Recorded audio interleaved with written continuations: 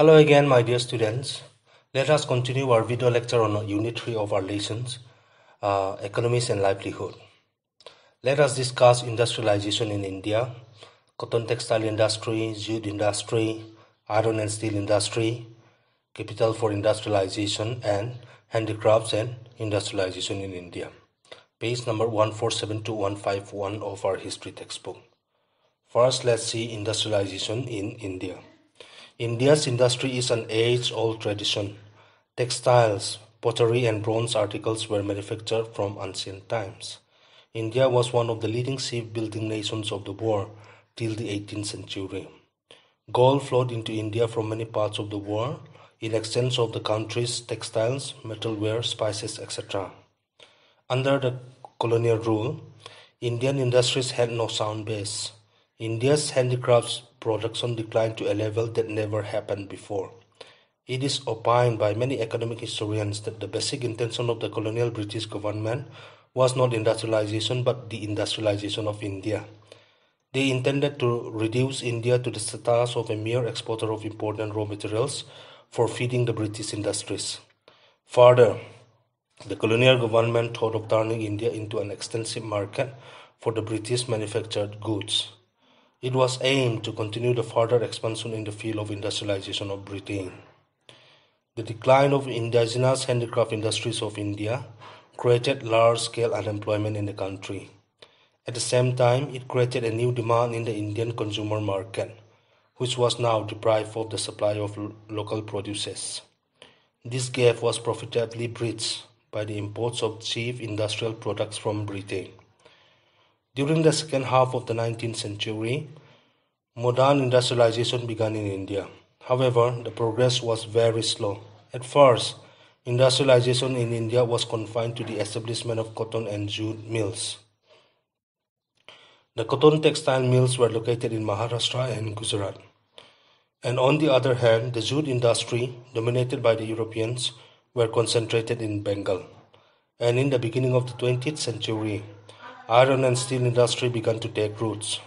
Subsequently, other smaller industries like sugar, cement, paper, etc. came up after the Second World War. However, with the introduction of the system of modern industry in India, the new methods and techniques of production replaced the use of manual labor. The use of hand-operated tools had been replaced by power-operated machines.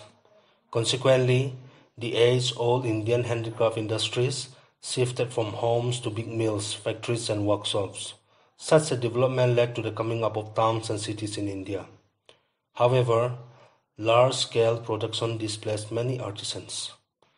The establishment of some factories or mills at selected places could not substitute the nearly complete displacement of India's traditional handicrafts industry. Cotton textile industry. The spinning wheel and the weaving of handlooms have been age-old tradition in India. The same are still practiced in almost all the Indian villages, benefiting millions of people. In 1818, the modern textile industry began with the establishment of a cotton mill at a place called Bauria near Kolkata for the first time. It was called Bauria Cotton Mill. However, the actual beginning of the modern cotton textile industry in India is identified with the establishment of a cotton mill at Mumbai in 1854 with domestic capital. The establishment of the said mill disheartened the British textile merchants. They urged the British government to abolish the import duties of British cloth. Consequently, the said duties were abolished. No doubt, during the last quarter of the 19th century, the Indian cotton textile progressed in a big way. Jamshedji Tata, 1839 to 1904, who learned the textile industry at Manchester, founded the Empress Cotton Mill in 1887 at Nagpur. This strengthened the progress of modern cotton textile industry in India. By the last decade of the 19th century, nearly 70% of India's total estimated 137 number of cotton mills was located in Maharashtra. During the First World War, India was ranked 4th among the cotton-producing countries of the world. After the war, however, Indian cotton industry had to face stiff competition from the Japanese cotton textile sector.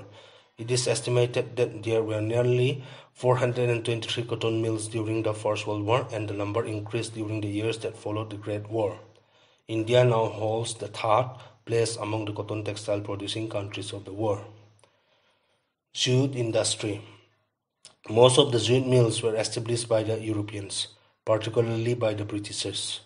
It is estimated that rupees 6 crore had been invested by them in jute industry in Bengal during the last decade of the 19th century. Hundreds of power looms came into operation in the jute mills of Bengal, and this led the industry to become a huge profit-earning industry. There had been a difference in the characteristic of the cotton textile industry and the jute industry. The difference was that the former was quickly developed as an indigenously financed and managed industry, while the latter was financed and supervised by the Europeans, particularly by the British. The demand of jute products by the war market increased after the Second World War.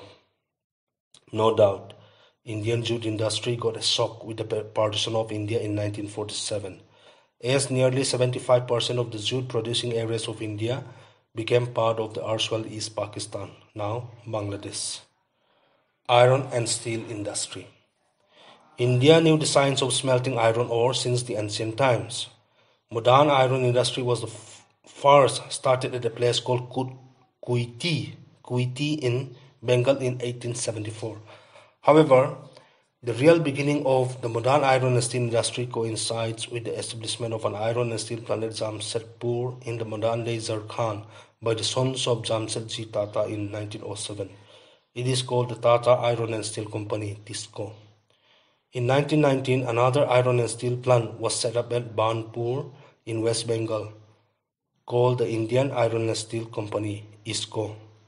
In 1923, another iron and steel plant came into operation at Bhadravati in Karnataka, called the Mysore Iron and Steel Company, MISCO.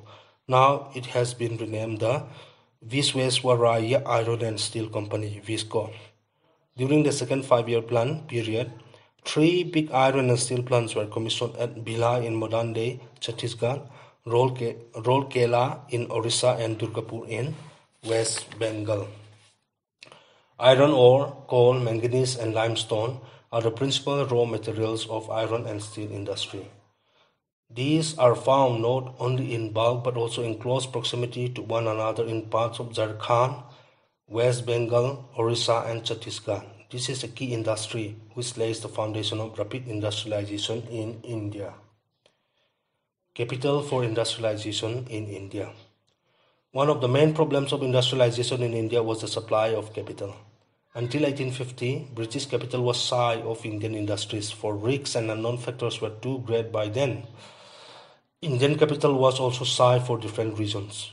It was only when British rule was firmly established, confidence was created and capital began to flow from Britain. In fact, it was British capital which enabled Indian industries to grow Indian capital, which steadily increased from the beginning of the 20th century. India's gain out of the big industries which grew up with foreign capital was just the name. Obviously, the big industries provided new avenues for the exploitation of India. The colonial government did not interfere in the flow of private capital for Britain. Simultaneously, more and more Indian capital began to invest in Indian industries. Capital for cotton textile industry gradually became mainly Indian. That of iron and steel industry became entirely so, and that of jute industry about 50-50. Coal, jute, and plantation industries were mainly British. Handicrafts and industrialization in India. India was the home of many handicraft industries during the pre-colonial days. Some of the period's flourishing handicraft industries were spinning and weaving, metalworks, leatherworks, pottery, carpet making, etc.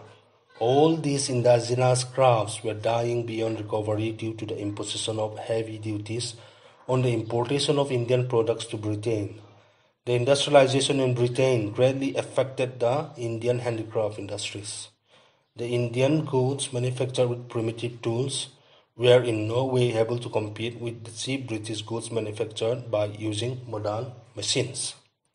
The free trade policy adopted by the colonial government in India resulted into the further ruination of India's handicraft industries.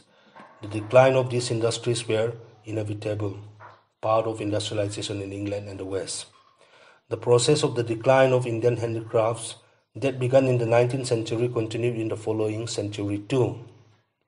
It may also be remembered that unlike the European countries, India was not favored by sufficient growth of modern industries.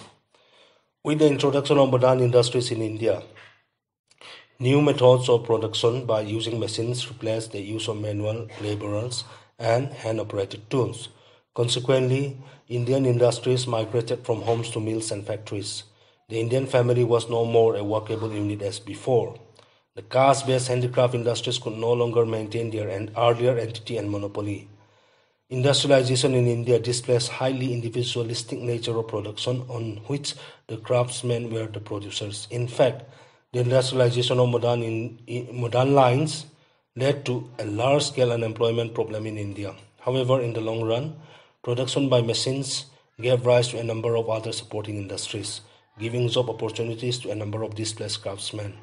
No doubt, despite various odds, the Indian handicraft industries could not be completely swiped out. With this, let us conclude our class. In the next class, we shall learn the formal and informal sectors as well as the livelihood of Indian workers and the coming up of trade unions in India. Thank you.